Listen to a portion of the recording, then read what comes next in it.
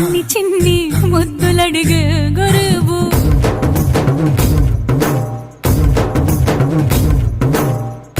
పెద్ద పెద్ద పనులు ఎట్టే చక్క పెట్టే మగాడు